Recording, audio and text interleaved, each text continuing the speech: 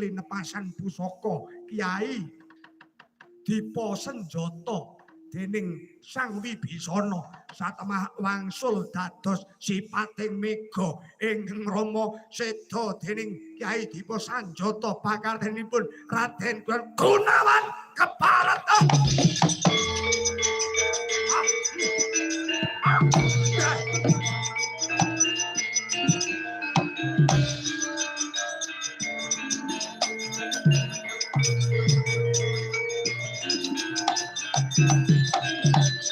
Keparet Hoti Mamandi sing jenenge Gunawan pancen bedakan kala kurang ajar menungso manuk maring jajalanat ditisih ngebles lereking jagat manuk maring jajalanat saya kencang kanjeng kulite Gunawan Wibisana.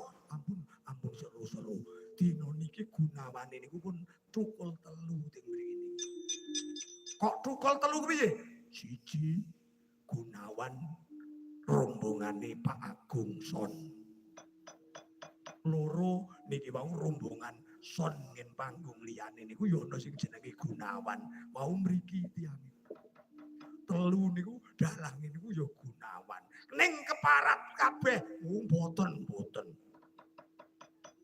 Mengajeng sing ati-ati aja ganggun sakarepe mengko ndak do semaur kabeh. Meng milih ajeng sing ana gambare napa mboten. Lah titikane nek sing rombongan Son niku tangane enten gambare. Karo nganggo behel. Kae iki untune ki ora dibehel. Ning panjen asal kersane ngalah kaya ngono kae. Ana arep tukar posisi kan. Tukar posisi kepiye ora?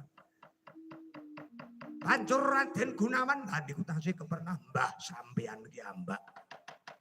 Waktu dina iki durung lega rasaning pamikirku yen bisa malesku dituwuh Sasra Wirang. Sedane Kanjeng Rama Indrajit Megananda.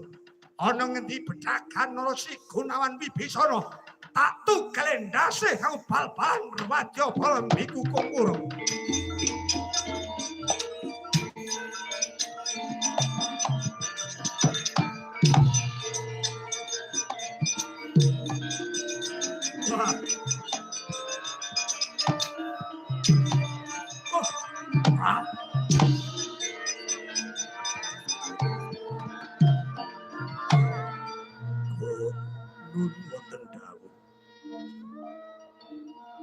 Anggir bega sura sajak namung duka.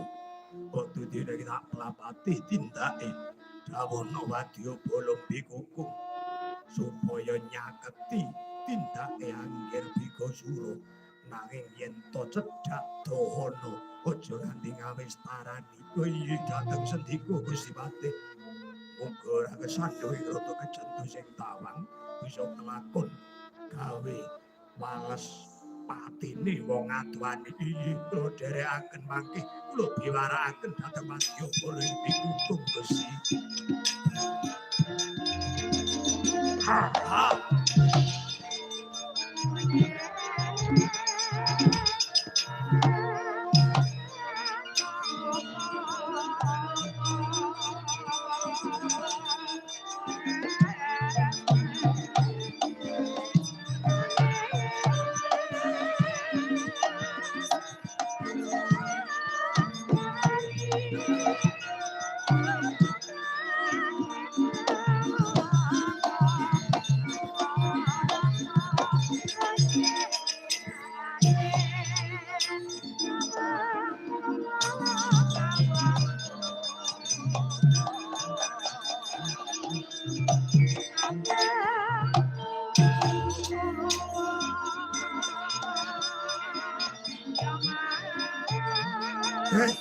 Gunawan belum ngerti dunung wah ketemu bawa anak-anak pecot keluar betah kagak kokop keteng Gunawan.